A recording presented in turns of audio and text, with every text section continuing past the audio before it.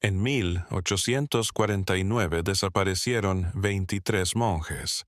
No hubo gritos, no hubo pelea, solo silencio. Antes de empezar esta historia que te congelará la sangre, dime, ¿desde dónde estás escuchando esta historia? Desde tu habitación a medianoche, conduciendo por la carretera. Déjamelo en los comentarios. Y si quieres más historias inquietantes de crímenes reales y enigmas sin resolver, suscríbete al canal y enciende la campanita, porque lo que estás por escuchar acerca del monasterio de San Gregorio en Vermont te dejará helado. Te hará cuestionar todo lo que creías saber sobre lo que se esconde en los rincones olvidados. Esta es la historia de la doctora Elena Vargas, una historiadora que aprendió que algunas cosas están enterradas por una razón. Vermont, Estados Unidos. Octubre de 2023. La lluvia repicaba contra las ventanas del Archivo Estatal de Vermont con una regularidad casi hipnótica. Algo en aquellos edificios gubernamentales antiguos con techos altos, pasillos perfumados. A papel viejo y barniz que siempre la hacía sentir como si estuviera paseando dentro de la historia. Elena había estado siguiendo las rutas migratorias de comunidades religiosas del siglo XIX para su tesis doctoral en la Universidad de Boston. Era un trabajo minucioso, tedioso para muchos, pero para ella cada papel era una puerta a una vida olvidada. Tenía 32 años, el cabello castaño siempre recogido en un moño y esa mirada penetrante que, a aquellos que viven más en el pasado que en el presente. Doctora Vargas, la voz de Bernard, el archivista jefe, la interrumpió. Era un hombre de unos 60 y tantos años, con gafas gruesas y ese aire de guardián de secretos que adquieren quienes han pasado años entre papeles clasificados. Encontré algo que podría interesarle. Elena alzó la vista de los registros parroquiales que había estado revisando. Bernard casi nunca interrumpía a los investigadores. Cuando lo hacía, solía merecer la pena. ¿Algo que tenga que ver con las comunidades monásticas? Preguntó ella cerrando el libro de registros con cuidado. ¿Si no? Bernard dejó una caja de archivos gris etiquetada con números de catalogación que Elena reconoció como los de material sin clasificar. Esto llegó hace 2 semanas del condado de Rutland. Documentos del sheriff local, 1840 a 1850. Nunca fueron juzgados adecuadamente. Elena sintió el familiar cosquilleo de la expectación. Los papeles sin.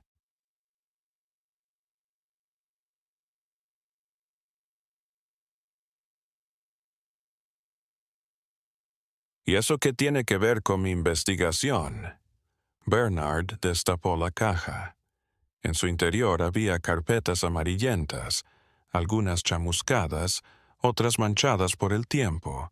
Sacó una en especial y la abrió como quien abre algo delicado y de valor. El monasterio de San Gregorio, dijo, encogiéndose de hombros. Algo se movía en el aire y Elena lo percibía. Había escuchado el nombre antes, siempre en un susurro, siempre con ese tono en la voz. La gente se pone a decir cuando se acuerda de algo que quisiera olvidar. El monasterio abandonado, susurró ella. En las montañas cerca de Rutland. El mismo Bernard deslizó la carpeta hacia ella, fundado en 1810 por monjes benedictinos alemanes. 23 hombres vivieron allí durante casi 40 años. Y en septiembre de 1849, todos se fueron. Se esfumaron, sin dejar rastro, sin nota, sin cuerpos. Bernard se detuvo, mirándola con esa mirada que Elena había llegado a conocer, la de Alguien a punto de revelar algo que lo ha atormentado durante mucho tiempo. El Sheriff's Department investigó. Sus informes están aquí. Y créame, doctora, hay algo inquietante en ellos. Elena abrió la carpeta. La primera hoja era un informe oficial, fechado el 24 de septiembre de 1849, escrito con la caligrafía cuidada de la época. La mañana del 23 de septiembre, el señor Thomas Whitmore, tratante que abastecía de víveres al monasterio de San Gregorio, se presentó en estas oficinas para denunciar una situación preocupante. Según su testimonio, los frailes que habitaban en el lugar no le respondieron. Las puertas principales estaban abiertas.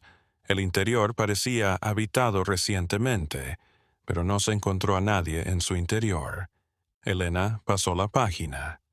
Había fotos, daguerrotipos, del interior del monasterio. Las fotos estaban borrosas por el tiempo, pero podía reconocer mesas cubiertas de comida, camas tendidas con precisión militar, libros abiertos sobre la mesa. Escritorios. Es como si todos hubieran salido a dar un paseo y nunca hubieran vuelto, comentó Elena. Eso mismo pensó el sheriff al principio. Bernard hizo un gesto hacia otro papel. Pero espere, hay más. Elena continuó. El sheriff, un hombre llamado Jacob Morrison, había montado búsquedas. Durante semanas, cientos de voluntarios rastrearon las montañas de los alrededores. Arrastraron el laguito que estaba a media legua del monasterio. Preguntaron a todos en un radio. De 50 kilómetros. Nada, ni cuerpo, ni nadie, ni rastro de violencia, ni de lucha. Pero había más en los informes, algo que el sheriff Morrison había escrito con una letra cada vez más errática, como si le resultara difícil formar las palabras. He entrevistado a 16 personas que interactuaron con los monjes en los meses previos a su desaparición. Todos coinciden en un detalle escalofriante. Los religiosos habían cambiado. El hermano Johannes, que siempre era amable con los turistas, dejó de hablar casi por completo. El abad Matías, nos dice el señor Whitmore, parecía devorarse a sí mismo, reduciéndose a esqueleto. Algunos testigos refieren que los monjes ya no tocaban las campanas del monasterio y que los cantos vespertinos habían cesado unos 3 meses antes de la desaparición. Elena sintió un escalofrío por la espalda. No era la desaparición en sí lo que la inquietaba. La historia estaba repleta de desapariciones inexplicables que con el tiempo hallaban razones lógicas. Era el modus operandi, el aislamiento gradual, el silencio. ¿Qué pasó con el lugar?, preguntó. Fue clausurado por las autoridades en 1850, convertido en propiedad del condado. Nadie lo compró, por supuesto. Durante décadas estuvo abandonado. En 1923 se intentó transformarlo en hotel, pero nunca se logró. Desde entonces solo vive en las montañas. Vacío. Bernard sacó otro papel de la carpeta. Era una foto más reciente, seguramente de los años 70, por el tipo de papel y la impresión. Señalaba el monasterio en la lejanía, una mancha gris con una torre que se elevaba sobre el bosque. «Todavía está ahí», dijo Bernard.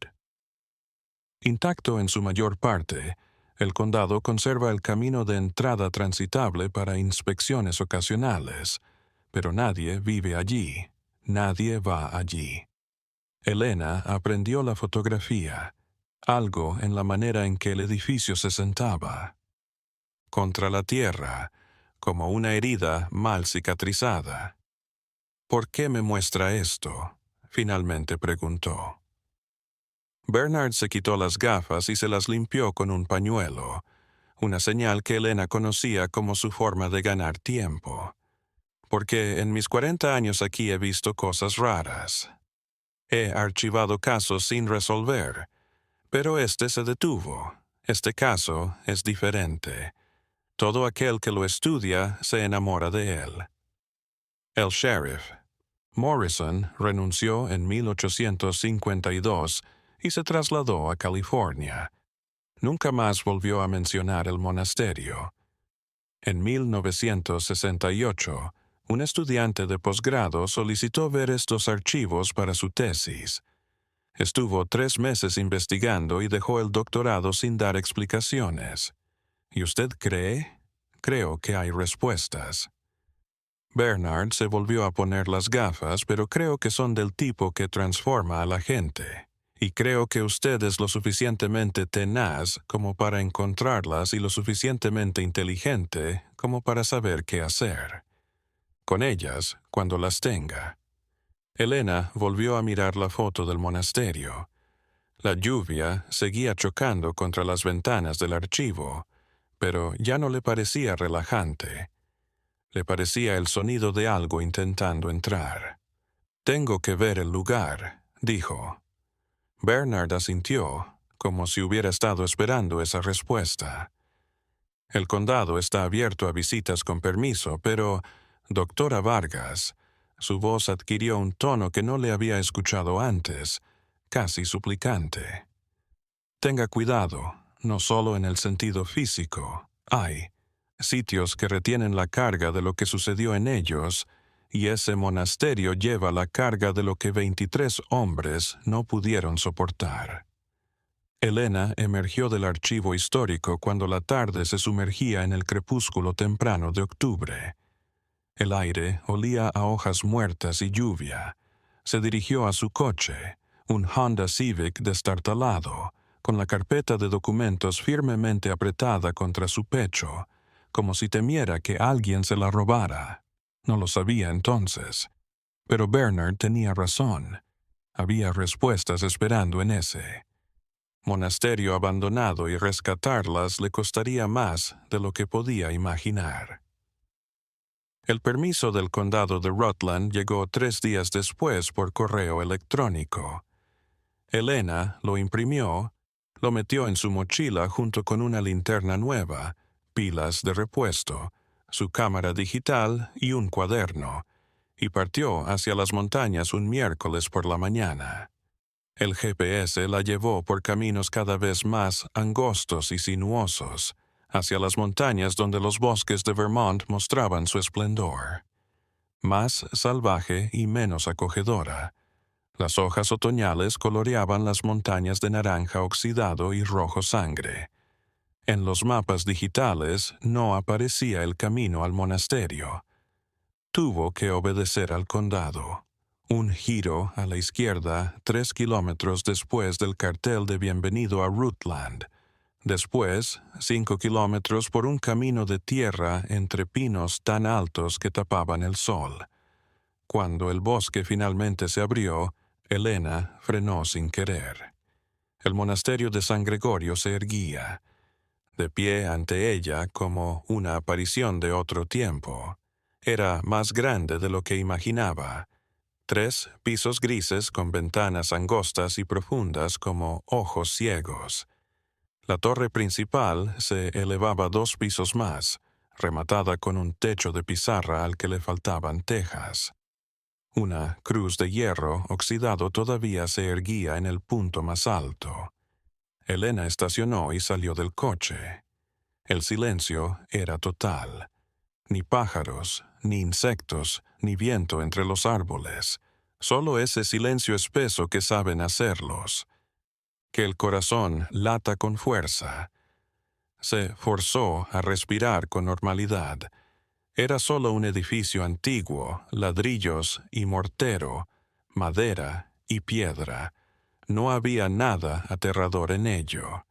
Entonces, ¿por qué sus manos temblaban al sacar la linterna de su mochila? La puerta principal del monasterio estaba entreabierta como en 1849. Elena la empujó y la madera se quejó, un sonido que resonó en el espacio vacío como un grito sofocado. El recibidor estaba oscuro. Apenas luz se filtraba a través de las ventanas sucias proyectando haces de polvo suspendido en el aire estancado. El piso era de piedra, sucio tras casi 2 siglos de polvo y hojas arrastradas por el viento. Pero lo más perturbador era esto. Había cosas, muebles, como si los monjes pudieran volver en cualquier momento. Elena prendió su linterna y empezó a grabar. Un banco de madera oscura en la pared, tallado con motivos religiosos. Una mesa larga en lo que parecía ser el refectorio, todavía con algunos platos de cerámica apilados, ahora cubiertos de polvo tan denso como terciopelo. En una esquina, un armario abierto revelaba filas de sotanas negras colgando, la tela deshilachada por el tiempo en jirones fantasmales. Elena sacó su cámara y comenzó a fotografiar todo metódicamente. Ese era su método. Registrar primero, analizar después. La historiadora en ella necesitaba hacer un registro exhaustivo antes de dejar que las emociones o las especulaciones influyeran en su. Apoderándose de su razón, entró en el comedor principal. La mesa era aún más impresionante de cerca, una losa de roble que debería haber necesitado varios hombres para levantarla. Los bancos estaban alineados a cada lado y allí, en los lugares cubiertos de metal ennegrecido por el tiempo, pero aún colocados con exactitud. Elena se acercó. Había algo en uno de los platos. Su mano subió instintivamente a su boca al darse cuenta de lo que veía. No era comida, claro que no, después de casi 2 siglos, pero la forma permanecía. El contorno de lo que una vez fue pan, ahora solo una mancha de moho y descomposición fosilizada. A su lado, un cáliz de peltre guardaba el sedimento de lo que una vez fue vino, hace mucho tiempo evaporado, dejando solo un círculo oscuro en el fondo. Era como si hubieran estado a punto de comer y se hubieran detenido. El aire se volvió más frío, o tal vez era su imaginación. Se abrochó el abrigo y siguió curioseando. Las habitaciones de los monjes se encontraban en el segundo piso, al que se llegaba por una escalera de piedra desgastada por siglos de pies. Elena fue contando las habitaciones, 23 puertas en un pasillo angosto. Abrió la primera. La celda era pequeña, espartana, una cama de madera con un colchón devorado por las polillas hasta dejar solo el esqueleto de tela. Un escritorio sencillo, un crucifijo en la pared. Cristo apenas visible bajo la suciedad, pero había un libro sobre el escritorio. Elena se acercó lentamente, sabiendo que cualquier cosa tan antigua podría desmoronarse al tacto. Con las manos enguantadas, siempre llevaba guantes de algodón en la mochila para estas cosas. Abrió el libro con sumo cuidado. Era un diario en alemán, con una letra pulcra y disciplinada. Elena no hablaba alemán con fluidez, pero podía leer lo suficiente para comprender lo esencial. Sacó su teléfono y empezó a fotografiar páginas al azar, con la intención de traducirlas más tarde con más tiempo. ¡Cuidado! Una entrada le llamó la atención. Estaba fechada el 15 de agosto de 1849, un mes antes de la desaparición. Das Schweigen wird unerträglich. El silencio es insoportable. Elena sintió que algo helado le trepaba por la columna. Revisó otras habitaciones. En cada una halló diarios similares, todos en alemán, todos abandonados a mitad de una entrada, como si el autor hubiera interrumpido su escritura. Estaba fotografiando el último diario cuando oyó el ruido. Era un crujido, lento, deliberado, como pasos sobre madera vieja. Elena se detuvo. El ruido venía de arriba. Desde el tercer piso, su cerebro se puso a trabajar a toda velocidad.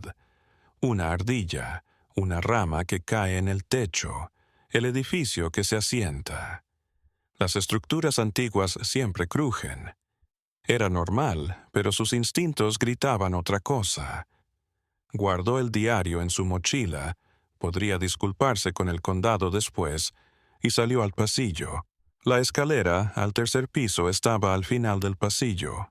Una espiral de piedra que se adentraba en una oscuridad que su linterna apenas podía perforar. El sentido común le decía que se fuera, que volviera a su coche, que condujera de regreso a la civilización, que leyera los periódicos en la seguridad de su apartamento. Pero Elena Vargas no se había hecho historiadora por el sentido común. Se había hecho historiadora porque necesitaba saber, necesitaba comprender. Y había respuestas en este edificio que nadie había descubierto en 174 años. Empezó a subir las escaleras. El tercer piso era diferente, más frío. El aire se sentía diferente, como si estuviera más pesado, más difícil de respirar. Elena se obligó a respirar. Solo había 3 puertas en este nivel. 2 estaban abiertas, sus espacios interiores vacíos como si hubieran sido utilizados para almacenamiento. La tercera puerta al final del pasillo estaba cerrada. Elena se acercó. La puerta era de madera oscura, más gruesa que el resto, reforzada con bandas de hierro. No tenía ventana.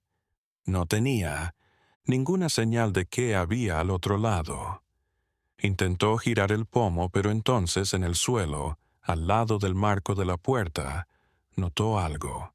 Marcas, arañazos profundos en la madera, como si alguien hubiera intentado abrir la puerta desde fuera, o como si alguien hubiera intentado salir y allí, en la madera, grabado con lo que parecía un cuchillo o un clavo, había palabras en alemán. Gott vergib uns, wir wussten nicht. Elena no necesitaba interpretación para captar el tono de desesperación en esas palabras. Sacó su teléfono y buscó rápidamente una traducción. Dios, perdónanos, no lo sabíamos. El crujido se escuchó de nuevo, más cerca, dentro de la habitación cerrada, y Elena retrocedió. Su linterna temblaba en su mano. Esto era absurdo. No había nadie. No podía haber nadie aquí. La puerta había estado cerrada durante años. No se movió una vez, 2 veces, como si alguien la empujara desde dentro. Elena no recordaba haber corrido. Escaleras abajo. No recordaba haber cruzado el refectorio, el vestíbulo, la puerta principal. Solo recordaba estar de nuevo en su coche, el motor en marcha, alejándose por el camino de tierra mientras el monasterio se encogía en su espejo retrovisor. Solo cuando volvió a la carretera principal, con otros coches alrededor y el ruido familiar del tráfico, se detuvo en un mirador y se inspeccionó. Llevaba el diario en la mochila. Tenía cientos de fotos en su cámara. Tenía pruebas de Sue. Y la visita tenía una pregunta que no podía ignorar. Si los monjes se fueron en 1849, ¿qué hacía ese sonido tras la puerta cerrada en 2023? Elena pasó los siguientes 4 días sin dormir. Su piso de Boston se había transformado en una base de operaciones desordenada. Las paredes estaban llenas de fotografías impresas. El diario robado estaba en una luz especial para documentos y su laptop tenía 3 programas de traducción abiertos. Simultáneamente, el diario era de un fraile llamado hermano Lucas Weber. Las primeras anotaciones de 1847 eran planas, anodinas en su descripción de la vida cotidiana. Oraciones, huerto, cerveza y queso que vendían a los aldeanos, estudio de las escrituras. Pero algo cambió en la primavera de 1848. 3 de mayo de 1848. El abad Matías ha mandado cavar una nueva bodega bajo la capilla. Dice que necesitamos más espacio para él, almacenamiento de víveres. El hermano Johannes y el hermano Friedrich vigilan el trabajo. La piedra es dura aquí. El progreso es lento. Elena anotó: una bodega. Eso era bastante normal, pero la siguiente entrada, 2 semanas después, era diferente. 18 de mayo de 1848. El trabajo en la bodega se detuvo ayer.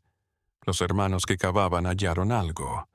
El abad Matías prohibió que se hablara de ello, pero los rumores se propagan. Se rumorea que hay una cámara debajo de la capilla, una cámara que creamos nosotros. Una cámara que ya existía antes de que llegáramos. El pulso de Elena se aceleró.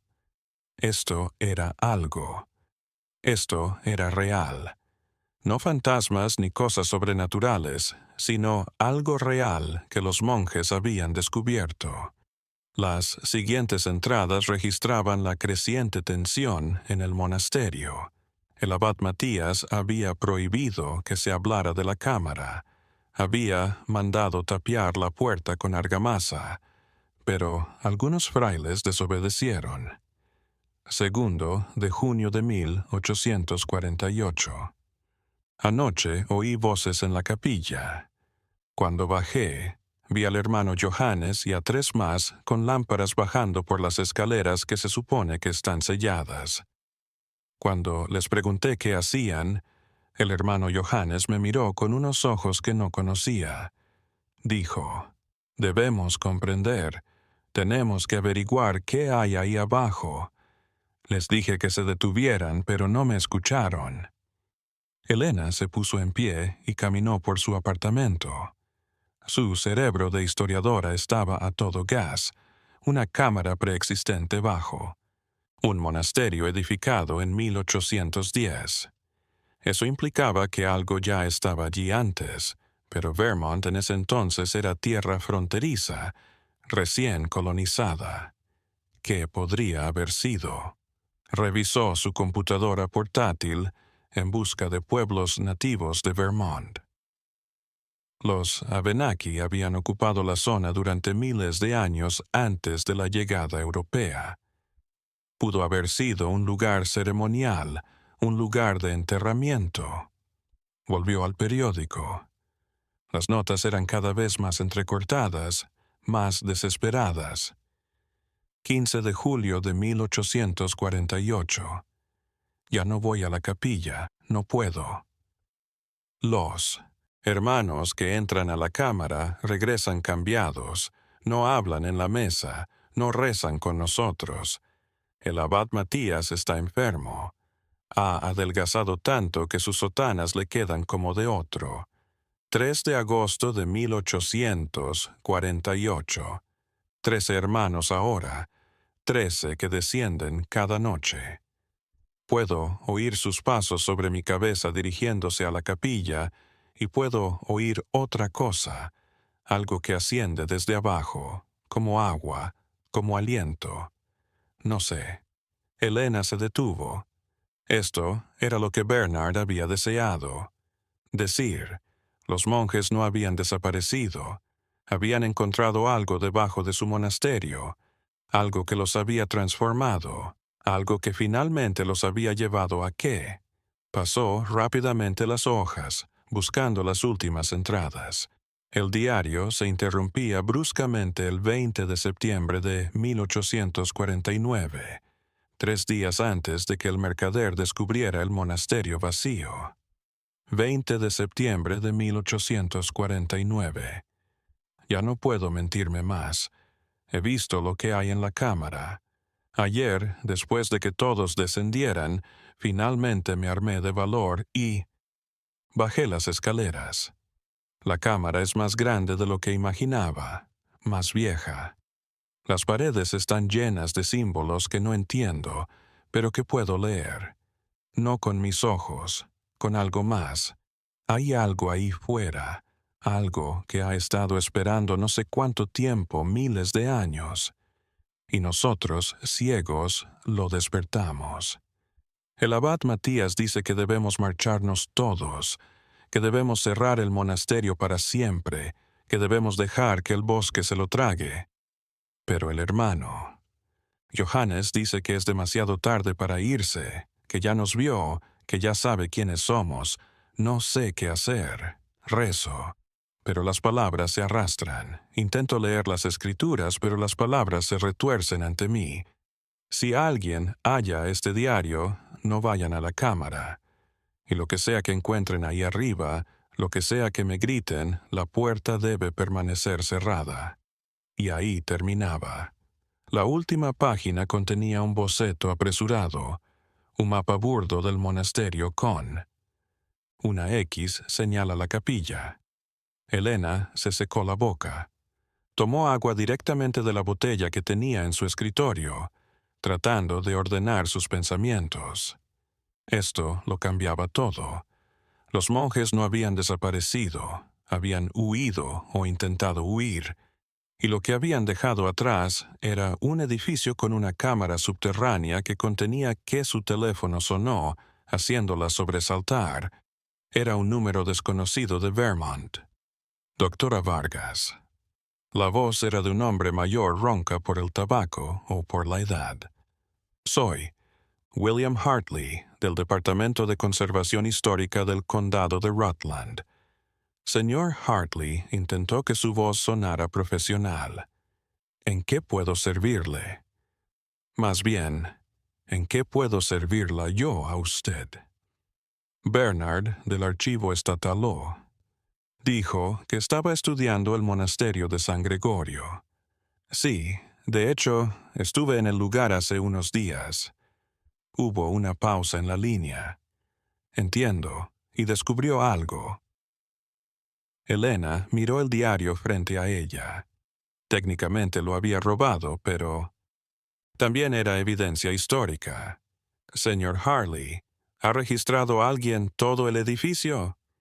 Y hablo de un estudio arquitectónico completo, con todo lo subterráneo incluido. Otra pausa larga. Doctora Vargas, ¿por qué pregunta por estructuras subterráneas? Porque creo que hay una cámara debajo de la capilla, una cámara que los monjes encontraron en 1848, y creo que lo que encontraron allí condujo a su desaparición.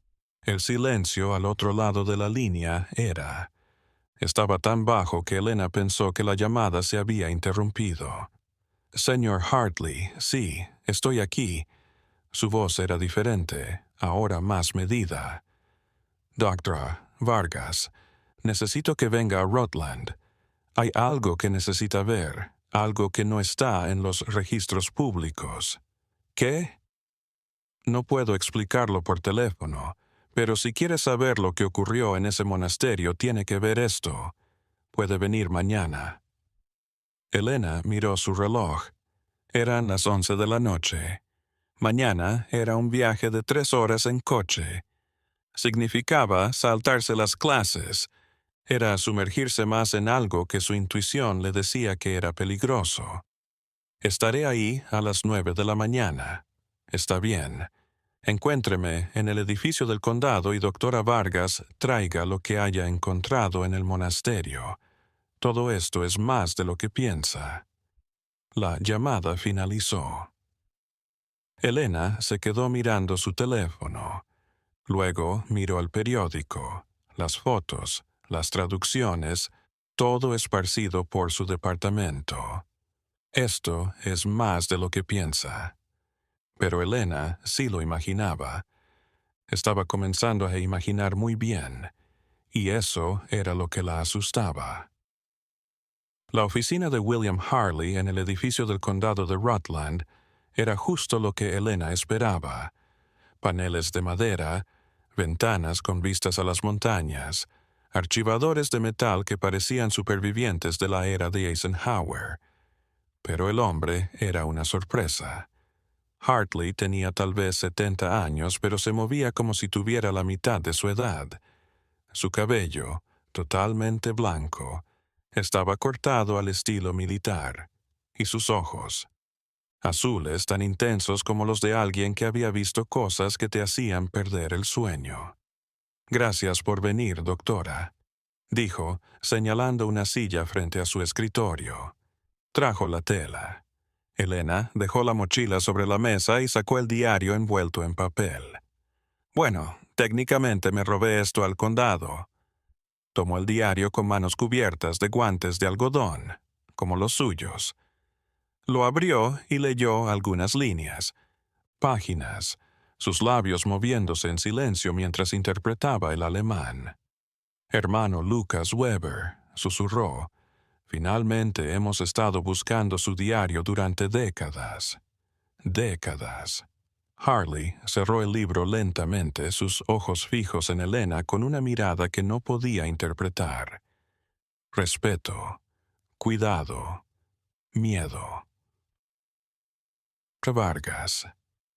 Lo que le voy a enseñar está clasificado bajo una antigua orden federal de 1850. No debería de estar aquí. Ni siquiera existe oficialmente. ¿Entiende? Elena. Se le aceleró el pulso. Entiendo. Hartley se puso en pie y se dirigió a uno de los archivadores. Se sacó una llave de bolsillo, abrió un cajón y sacó una carpeta gruesa, amarillenta por el tiempo. Tras la desaparición de los monjes, el gobierno federal envió investigadores, no sheriffs locales, no policías estatales, agentes federales. ¿Por qué negó con la cabeza Elena? Porque alguien en Washington conocía ese lugar, algo anterior a la llegada de los europeos. Abrió la carpeta y desplegó papeles sobre el escritorio. El primero era un mapa, dibujado a mano, de Vermont con puntos rojos marcados con tinta. En la década de 1840, se produjeron varios incidentes en Nueva Inglaterra. Hartley señaló los puntos rojos. Desapariciones, pueblos enteros que se desvanecieron siempre en los mismos lugares, lugares que los nativos siempre evitaban. Elena se agachó sobre el mapa. Reconoció algunos de los lugares, señalados, sitios que había leído en los libros de historia local, casos sin resolver, enigmas que habían dado lugar a leyendas, pero no a respuestas. Los agentes federales descubrieron un patrón, continuó Hartley. Todas estas desapariciones tenían en común estructuras subterráneas, cámaras de una civilización que habitó aquí antes de los Abenaki, una civilización de la que no tenemos registros escritos, pero que dejó artefactos. Sacó una foto de la carpeta. Era antigua, posiblemente un daguerrotipo de mediados del siglo XIX. Mostraba el interior de una cámara de piedra. Las paredes estaban llenas de símbolos que Elena no reconoció. No eran jeroglíficos egipcios, ni cuneiforme mesopotámico, ni nada que hubiera estudiado. Esto se tomó en una de las cámaras, dijo Hartley, no la de San Gregorio, otra en Massachusetts.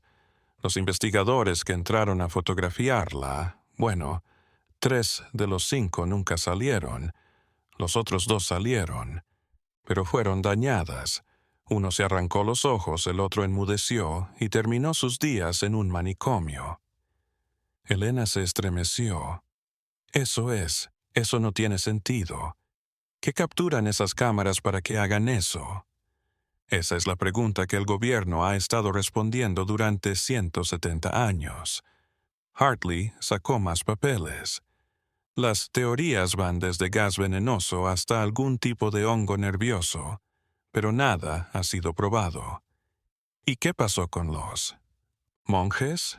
Hartley se tomó un respiro antes de hablar. Creemos que trataron de escapar. Los periódicos que hemos encontrado en otros lugares similares nos dicen un patrón. Primero, curiosidad, luego, obsesión. Finalmente, un intento de fuga, pero aquí está lo que nunca se ha dicho. Sacó otro, más reciente, mecanografiado en papel oficial. En 1952, arqueólogos del Smithsonian hicieron una incursión ilegal al monasterio. Entraron a la cámara, debajo de la capilla, y descubrieron restos, huesos, 23 esqueletos colocados en círculo alrededor de algo en el centro de la cámara. El aire salió de sus pulmones. Los monjes murieron allí abajo, al parecer, pero aquí está lo extraño. Harley señaló un pasaje en el informe. Los huesos estaban alterados, con formaciones que no se ajustan a ninguna enfermedad conocida, y en medio del círculo había algo. Los arqueólogos lo describieron como una piedra negra con los mismos símbolos grabados. ¿Qué tipo de piedra? No lo sabemos. La tocaron, la fotografiaron, intentaron moverla y luego Hartley se detuvo. Entonces, las herramientas fallaron, las cámaras se apagaron, las linternas se extinguieron y, cuando el equipo emergió de la cámara, faltaba uno, un estudiante graduado llamado Michael Reeves. Nunca lo encontraron, Dios mío. Luego, el gobierno cerró la puerta de la cámara con sólido, toneladas de hormigón. La puerta que vio en el tercer piso, doctora Vargas, es lo único que queda abierto y está cerrado con llave. No por motivos místicos, sino por motivos muy prácticos, porque detrás de esa puerta está la entrada sellada a algo que el gobierno de Estados Unidos consideró demasiado peligroso para investigar. Elena se reclinó en su silla, tratando de asimilar lo que acababa de escuchar. ¿Por qué me dice esto? ¿Por qué ahora? Harley la miró con una mezcla de admiración y sorpresa, mitad preocupación, porque nunca han hallado el diario íntegro de alguien que permaneció en el monasterio hasta el final. Nadie ha oído las últimas palabras del hermano Lucas, y porque necesito saber qué escribió en esas últimas páginas. Necesito saber si hay algo en esa cámara que pueda explicar lo que hay en ella. Ya le enseñé las últimas entradas, dijo Elena.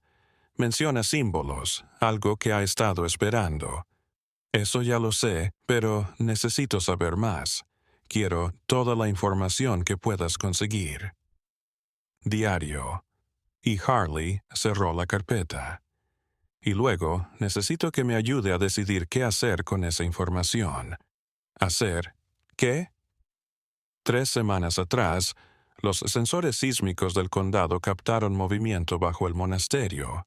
Temblores, como si algo se estuviera moviendo allí abajo. Elena se levantó de golpe. Su silla se arrastró por el suelo. Me está diciendo que lo que sea que esté en esa cámara está vivo. Estoy diciendo que algo cambió el mismo día que usted. Pidió permiso para ir a la obra. 3 semanas atrás. El silencio en la oficina era total. No puede estar diciendo que mi llegada provocó. No estoy diciendo nada. Estoy haciendo notar una coincidencia. Una coincidencia que me tiene despierta todas las noches desde entonces. Harley se frotó los ojos. Doctora Vargas, he dirigido este condado durante 30 años. He visto cosas raras. He leído estos archivos hasta la saciedad. Y le digo, con toda certeza, que lo que hay debajo de ese monasterio no es natural, no en el sentido ordinario. Pero usted mismo mencionó teorías científicas, gas venenoso, hongos, teorías que no logran explicar por qué los pueblos originarios evitaban esos lugares durante miles de años. Teorías que no responden a por qué todas las culturas que han hallado esas cámaras han perecido o han huido. Teorías que no aclaran, dijo, señalando las fotos de los símbolos esto. Estos símbolos se encuentran en lugares por todo el continente, siempre los mismos, siempre en cámaras subterráneas como si. Quien los erigió dejó una advertencia. Elena observó las fotos de nuevo. Los símbolos eran hipnóticos, de una manera inquietante. Cuanto más los observaba, más podía jurar que casi los entendía, como si estuvieran a punto de comprenderlos y solo necesitaran un empujón mental para revelarlos. Y entonces lo comprendió. Eso era lo que el hermano Lucas había escrito. Símbolos que no comprendo, pero que puedo leer, no con los ojos, con algo más profundo. Señor Hartley, dijo Elena, despacio. ¿Qué quiere que haga? Hartley la miró a los ojos. Quiero que traduzca cada palabra de ese diario. Quiero que me cuente qué vio el hermano Lucas en esa cámara, y después me ayudará a decidir si debemos volver a sellar ese lugar para siempre o destruirlo de una vez por todas. Elena pasó las 2 semanas siguientes en Rutland, en una oficina que Hartley le había conseguido en el edificio del condado. Diario del hermano. Lucas estaba tumbado ante ella bajo la luz. Cada foto tomada, cada palabra traducida. Pero no solo era traducción. Elena había sabido que el hermano Lucas había sido más que un simple fraile. Sus notas parecían informadas en geología, arqueología elemental, incluso astronomía. Había estado tratando de darle sentido científico a lo que estaba experimentando, y lo que había descubierto era aterrador, precisamente, porque era casi comprensible. 25 de agosto de 1849. He pasado días descifrando los jeroglíficos en las paredes de la cámara. No son adornos, son instrucciones o advertencias, describiendo ciclos, periodos de tiempo en unidades que no entiendo del todo, pero que parecen corresponder a movimientos celestiales. El hermano Johannes, que había estudiado matemáticas antes de tomar los votos, ha tratado de calcular los ciclos. Según sus cálculos, estamos al final de uno y al comienzo de otro. Lo que la cámara captura no es una piedra. O al menos no es solo una piedra, es un hito, un punto de referencia. El hermano Johannes afirma que es como si alguien hubiera tendido un puente entre mundos, no entre lugares terrestres, sino entre lugares más allá de nuestra comprensión habitual del espacio. Elena se detuvo y tragó café frío de una taza olvidada hace horas.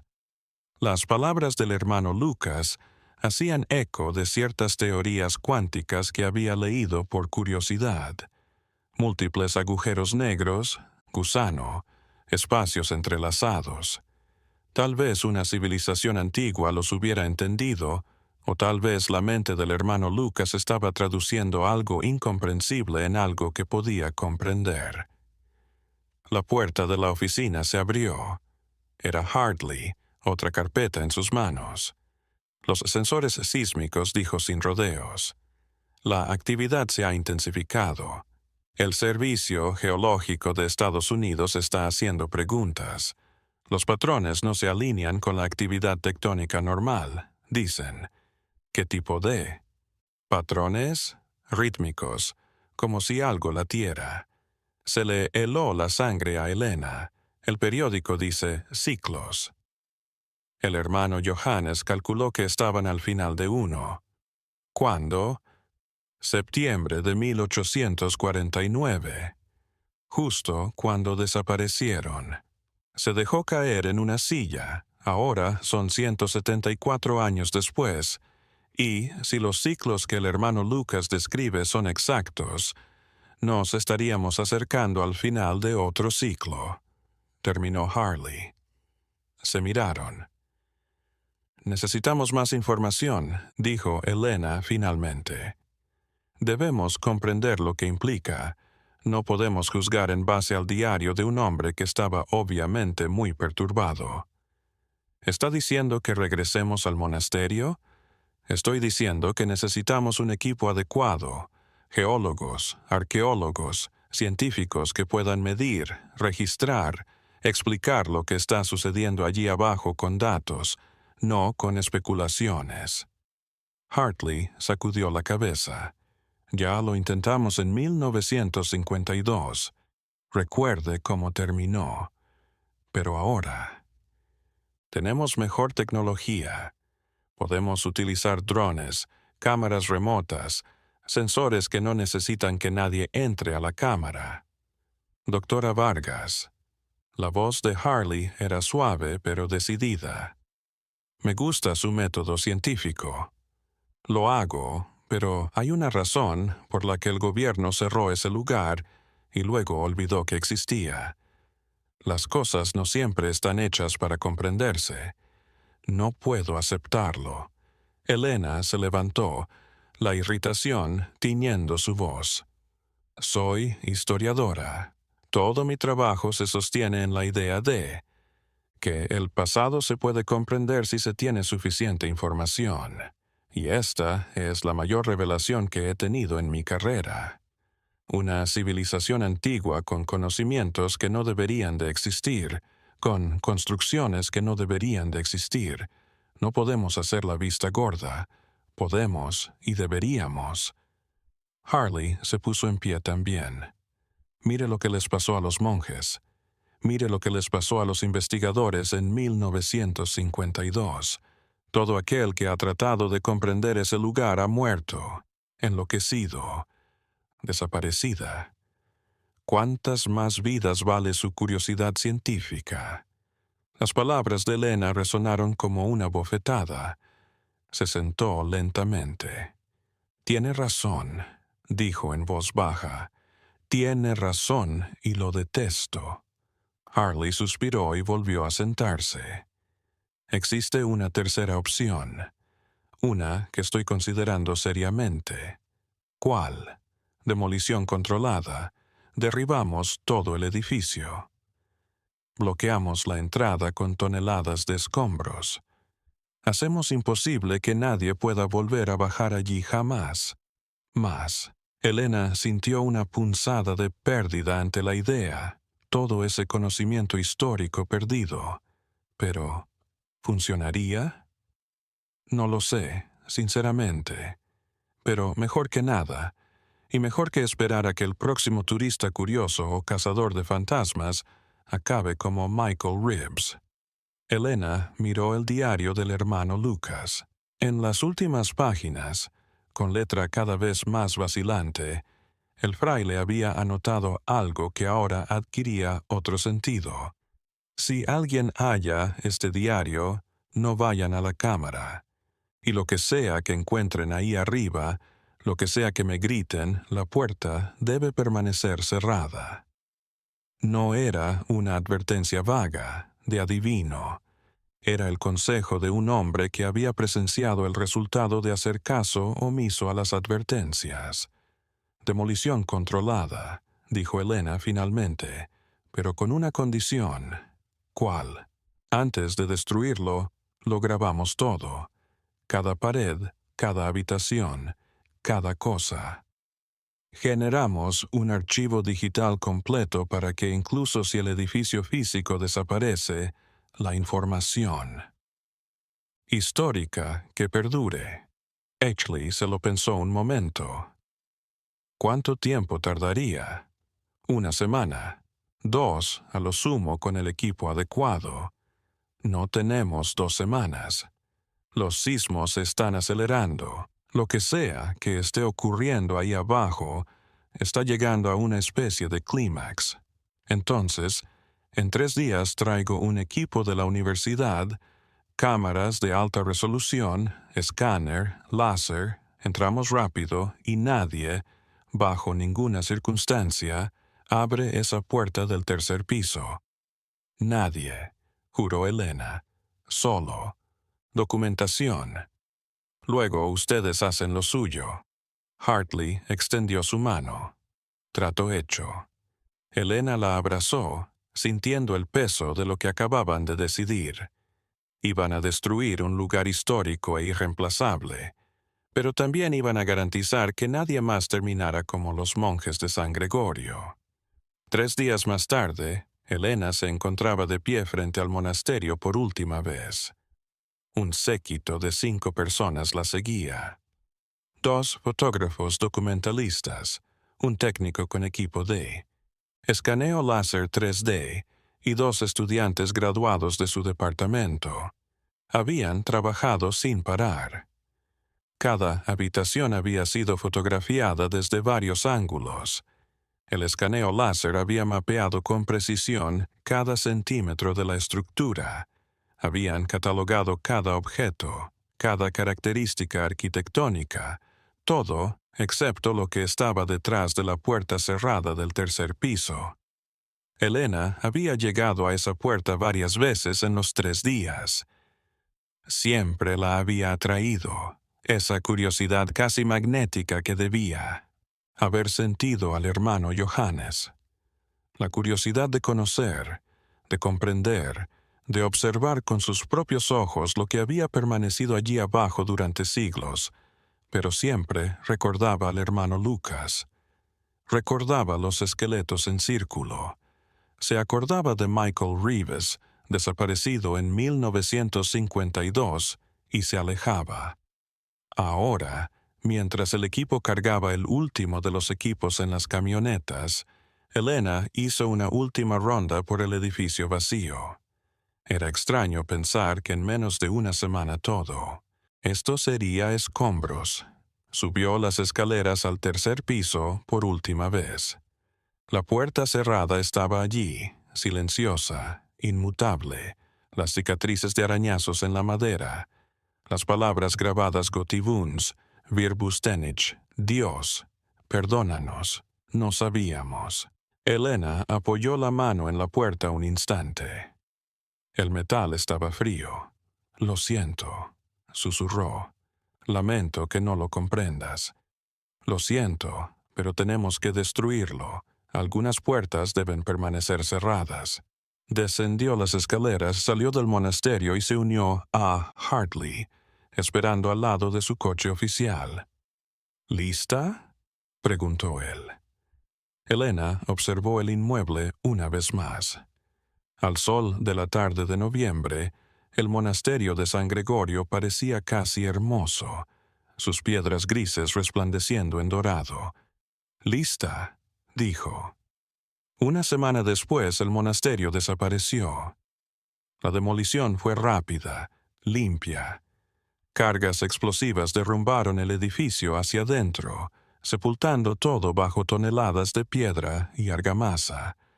Los temblores se detuvieron 3 días después de la demolición. El lugar fue declarado inseguro. El condado colocó vallas y letreros de advertencia. La naturaleza lentamente reclamó el lugar, los árboles extendiéndose sobre las ruinas. Elena terminó su tesis con lo que había documentado del monasterio, bien editado para no hacer referencia a cámaras subterráneas ni desapariciones. Se transformó en una obra de referencia sobre comunidades religiosas en la América del siglo XIX. Solo ella y Hartley conocía la historia completa y ambos habían decidido que algunas cosas no debían contarse. Pero a veces, cuando Elena no puede dormir, piensa en el hermano Lucas. Piensa en su curiosidad, en su necesidad de comprender.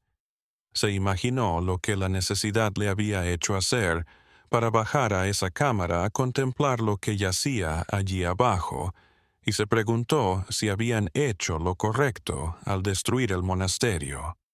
No hay una respuesta sencilla, solo la certeza de que algunas puertas, una vez cerradas, deben permanecer cerradas, quedarse así. No porque no podamos abrirlas, sino porque algunas cosas una vez vistas no pueden ser olvidadas y algunos lugares nunca te dejan ir. El archivo digital del monasterio de San Gregorio se encuentra alojado en servidores seguros de la Universidad de Boston. Accesible para investigadores autorizados. Miles de fotografías, modelos 3D exactos, documentación completa, todo guardado, todo disponible, todo menos lo que había tras esa puerta cerrada. Y tal vez, piensa Elena, mientras guarda el diario del hermano Lucas en su caja fuerte, como debe ser. Hay preguntas que no están hechas para ser respondidas. Algunas puertas están cerradas por una razón, y algunos secretos deben permanecer enterrados para siempre. M.